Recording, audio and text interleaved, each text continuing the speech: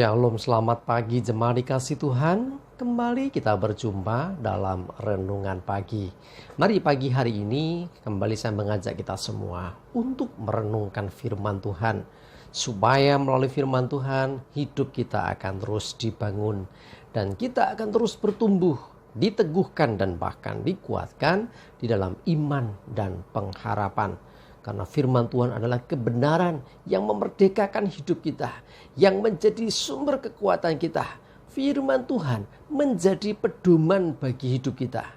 Dan bahkan firman Tuhan juga yang akan terus menuntun dan menerangi setiap langkah hidup kita. Ya, mari jemaat dikasih Tuhan, sebelum kita merenungkan firman Tuhan, kita akan berdoa terlebih dahulu. Bapa di surga, kembali Tuhan, pagi hari ini kami datang ke hadirat-Mu. Sungguh kami mengucap syukur atas segala kebaikan Tuhan, rahmat dan anugerah Tuhan, berkat dan kemurahan Tuhan, perlindungan Tuhan, penyertaan, pertolongan, dan bahkan pemeliharaan-Mu ya Tuhan atas hidup kami. Terima kasih ya Tuhan. Dan pagi hari ini kembali kami mau merenungkan firman Tuhan. Mari Tuhan singkapkan dan nyatakan kebenaran firman-Mu atas kami semua. Dan Roh Kudus urapilah kami ya Tuhan, sehingga kami bisa menangkap pesan Tuhan dan juga mengerjakannya dalam hidup kami. Terima kasih ya Tuhan. Di dalam nama Tuhan Yesus kami bersyukur dan berdoa. Amin. Mari jemaat dikasih Tuhan, kita akan buka Alkitab kita. Dan renungan pagi hari ini saya ambilkan dari Markus 5 ayat 35 dan 36. Saya bacakan.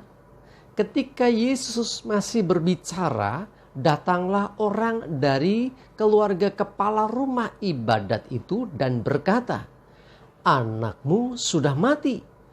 Apa perlunya lagi engkau menyusahkan guru?" Tetapi Yesus tidak menghiraukan perkataan mereka dan berkata kepada kepala rumah ibadat, "Jangan takut, percaya saja." Jemaat dikasih Tuhan, situasinya anak dari Yairus, yang kepala rumah ibadat itu sakit keras bahkan kritis. Nah, Yairus meninggalkan anaknya dan mencari Yesus dengan harapan bahwa Yesus menyembuhkan anaknya. Satu kali Yesus dalam perjalanan gitu ya, terhalang aja, ada aja halangannya ya. Ada yang perempuan sakit pendarahan 12 tahun yang menghentikan langkah Yesus ya. Perempuan itu pun mengalami mujizat. Nah, tetapi enggak cukup sampai di situ. Ketika Yesus masih berbicara ya, tiba-tiba ada kabar dari keluarganya Yairus. Ada utusan yang datang memberitahu bahwa anak perempuannya sudah mati. Artinya orang akan beranggapan selesai sudah, mau diapakan lagi. Makanya dia berkata, apa perlunya lagi engkau menyusahkan guru. Tapi perhatikan apa yang Yesus sampaikan. Yesus tidak terpengaruh dan tidak menghiraukan perkataan mereka. Dan dia berkata kepada Yairus, "Jangan takut, percaya saja." Nah, dalam satu sisi ada realita, kenyataan anak Yairus mati. Di sisi yang lain, Tuhan Yesus berkata, "Jangan takut, percaya saja." Nah, seringkali kita pun mengalami situasi yang seperti ini. Jadi kita diperhadapkan pada dua kondisi. Kondisi yang pertama adalah realita, kenyataan, keadaan yang sesungguhnya kita alami. Tetapi di sisi yang lain adalah perkataan Tuhan. Nah, mana yang kita pilih? Kalau orang mengikuti kenyataannya sudah selesai, seperti itulah akhirnya. Tetapi kalau engkau mau dengarkan apa kata Tuhan, apa yang kau anggap sebagai keadaan yang nyata itu atau kenyataan yang terjadi atas hidupmu, itu sanggup diubahkan oleh Tuhan. Bisa diubahkan oleh Tuhan. Makanya dengarkan Tuhan. Sebab firman Tuhan adalah kebenaran.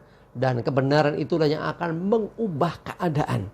Tetapi keadaan tidak bisa membatasi atau menghalangi akan kuasa Tuhan bekerja. Ya, coba kita lihat lanjutannya.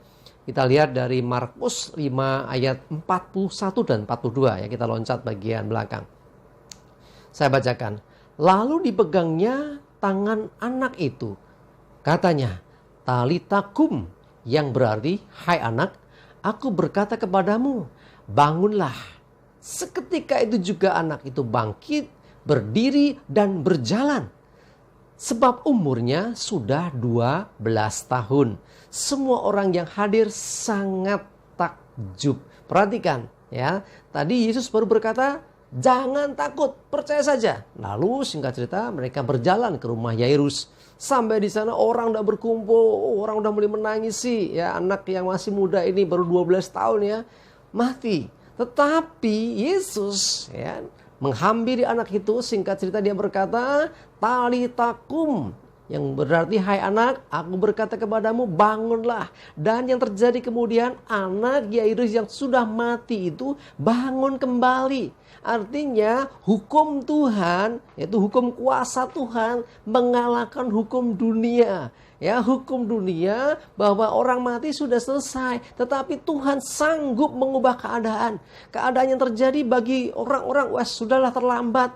Ya, kalau Yesus datang lebih cepat bisa disembuhkan. Tapi kalau sudah mati, kalau Tuhan berkehendak, tidak ada yang bisa membatasi. Contohnya ini, anak Yairus sudah mati, Yesus membangkitkan, menghidupkan kembali. Mari jemaat dikasih Tuhan, kalau engkau menghadapi situasi yang kau anggap sudah selesai, mentok, sudah nggak ada lagi harapan, datanglah pada Yesus, dengarkan apa kata Tuhan. Kalau Tuhan berkata jangan takut, oke, ya percaya saja, yes aku percaya gitu ya. Tetapi kalau memang Tuhan berkata cukup sudah kasih karunia bagimu, it's okay, puji Tuhan, tetap mengucap syukur. Sebab keputusan Tuhan itu pasti yang terbaik, ketetapan Tuhan pasti yang terbaik. Ya, kalau Tuhan memang berkehendak, artinya menetapkan seseorang sudah selesai, ya, biarkan dia beristirahat dengan tenang, ya sudah selesai. Tetapi kalau Tuhan menganggap bahwa ini belum selesai, maka dia akan berkata, ya, jangan takut, percaya saja. Nah, kita diminta percaya akan apa yang dia katakan. Dan sekali lagi, bahwa ketika Tuhan mengatakan sesuatu, maka perkataan Tuhan ini pasti terjadi. Bahkan bisa mengubah keadaan atau kenyataan yang terjadi di depan mata kita. Mari jemaat dikasih Tuhan, selalu percayai apa kata Tuhan. Dan percayalah juga, kuasanya akan nyata atas hidupmu. Amin. Kita berdoa. Bapa di surga, terima kasih kami belajar dari kisah Yairus dan anaknya yang mengalami kematian dan kemudian engkau bangkitkan kembali. Satu pelajaran berharga bahwa firman-Mu, perkataan-Mu Tuhan jauh lebih berkuasa, jauh lebih besar dari segala keadaan dan kenyataan yang kami hadapi. Kami mau tetap percaya apapun yang terjadi atas hidup kami, selama kami ada di dalam Engkau, selama kami senantiasa mengikuti perkataan-Mu, maka tidak ada perkara yang sukar bagi Tuhan. Kami mau percayakan hidup kami, sebab kami percaya di dalam Engkau. Kami akan senantiasa mengalami perkara-perkara yang ajaib. Kami percaya sebab tidak ada yang mustahil bagimu. Terima kasih ya Tuhan. Kami serahkan hidup kami, mohon pimpinan-Mu ya Tuhan. Dan jauhkan dari hidup kami segala celaka dan mara bahaya. Damai sejahtera dan berkat Tuhan menyertai kami semua. Dalam nama Tuhan Yesus kami bersyukur dan berdoa. Amin. Mari jemaat dikasih Tuhan tetap semangat terus, maju terus dalam iman dan pengharapan. Selamat beraktivitas, Tuhan Yesus memberkati kita semua. Amin.